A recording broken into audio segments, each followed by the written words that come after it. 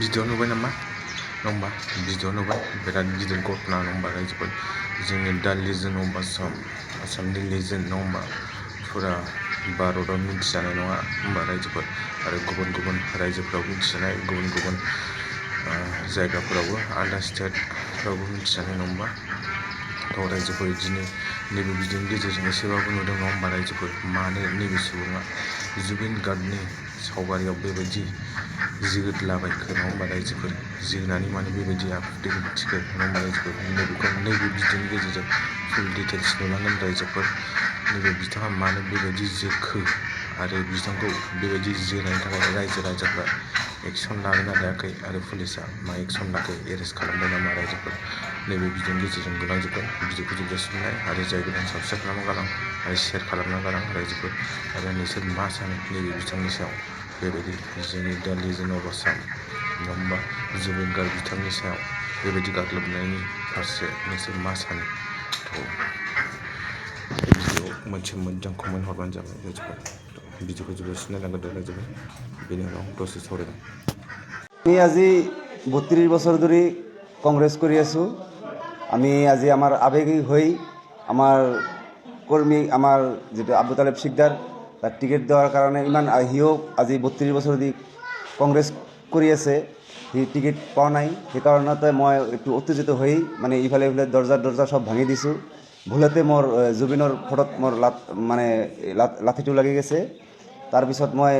আমি অসমবাসী ৰাইজৰ কাৰণে মই ক্ষমা খুজিছোঁ মোক হাত জোৰ কৰি মই ক্ষমা খুজিছোঁ মোক সবে সৰু ভাই বুলি মোক মাফ কৰি দিব মই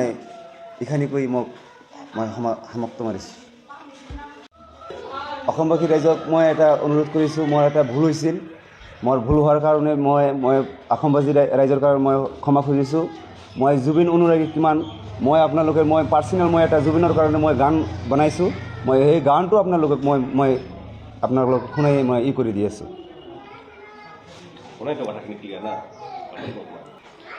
मेरे जुबिंदा की जो भी दीवानी हो जाए मेरे जुबिंदा की जो भी दीवानी हो जाए आशिक उसका सारा ज़माना हो जाए आशिक उसका सारा ज़माना हो जाए मेरे जुबिंदा की जो भी दीवानी हो जाए आशिक उसका सारा ज़माना हो जाए भिडिअखौ नुबाय नङा होमबा रायजोफोर नुनानै आरो नोंसोर मिथिखाबाय नैबे बिथाङा मा फोरमायखो जुबिन गार्गनि बे सावगारियाव जोनायनि फारसे नङा होमबा बिथाङा फोरमायदों दि गोबाव सम कंग्रेसनो नङा होमबा खामानि मावबोबाय थानायनि उनावबो टिकेट मोनै नैबे एमएलए इलेक्सनाव टिकेट मोनाखै नङा होमबा जायनि थाखाय बिथाङा रागा जोंनानै आरो ओनसोलनि मानसिफोरा गोबां मानसिफोरा रागा जोंनानै बेफोरबायदि गाग्लोबनानै कंग्रेसनि मावख' नङा होमबा रायजोफोर बिथाङा रायजो राजानि गेजेरावबो निमाहा बिबाय गरमा गरमिनि जाहोनाव बेबायदि जादों होननानै नोंसोर मा सानो रायजोफोरा मोजां मोनसे कमेन्ट हरबानो जाबाय नंगौ रायजोफोर नैबे बिथां बुंनाय निमाहा बिनायखौ जोंनि आसामनि रायजो राजाफ्रा एक्सेप्ट खालामगोन ना खालामा नायनोसै उननि समाव रायजोफोर नङा होमबा निमाहाखौ बिबाय बिथाङा नोंसोर मा सानो मोनसे मोजां कमेन्ट हरबानो जाबाय रायजोफोर दिनै भिडिअआ एसेनोसै आरो जाय गोदान साबस्क्राइब खालामना होलांदो अननानै रायजोफोर आंनि बुंनायाव गोरोन्थि जानो हागौ रायजोफोर गोरोन्थि जादोंबा निमाहा होबानो जाबाय